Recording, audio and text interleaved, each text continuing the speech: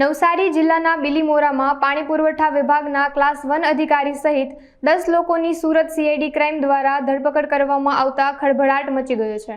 મળતી માહિતી મુજબ 5,48,72,000ની ઉચાપત કેસમાં આ તમામની ધરપકડ કરવામાં આવી છે। બિલીમોરામાં પાણી પુરવઠા વિભાગમાં કામના ખોટા બિલો રજૂ કરીને સરકારી તિજોરીમાંથી 5,48,00,000ની ઉચાપત કરવામાં આવી છે। આ કેસની તપાસ કરી રહેલી સુરત સીઆઈડી ક્રાઇમે બિલીમોરા પાણી પુરવઠા વિભાગના ક્લાસ 1 અધિકારી, અન્ય 4 અધિકારીઓ અને 5 કોન્ટ્રાક્ટર્સની ધરપકડ કરી છે।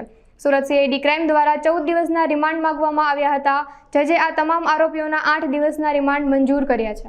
પાણી પુરવઠા ડિપાર્ટમેન્ટ દ્વારા એક ફરિયાદ કરવામાં આવી છે, જેમાં કુલ 5 સરકારી કર્મચારીઓ અને 5 કોન્ટ્રાક્ટરોને અટક કરવામાં આવ્યા છે અને 9 કરોડ ઉપરાંતની રકમ હાલની તપાસ દરમિયાન ઉચાપત થયેલ હોવાનું જણાઈ આવેલ છે। વધુ તપાસ ચાલુ છે। 14 વિરુદ્ધમાં ફરિયાદ નોંધાઈ છે અને કુલ 10 આરોપીની હાલના તબક્કે ધરપકડ કરવામાં આવેલ છે। હાલમાં 9 કરોડ ઉપરાંતની રકમ ઉચાપત થયેલ હોવાનું જણાઈ આવેલ છે। પાણી પુરવઠાની અલગ અલગ યોજનાઓ હેઠળ કામ કરવાના હોય છે, જે કામો થયેલા નથી અને બોગસ બિલો બનાવીને આ સરકારી નાણાંની ઉચાપત કરવામાં આવેલ છે।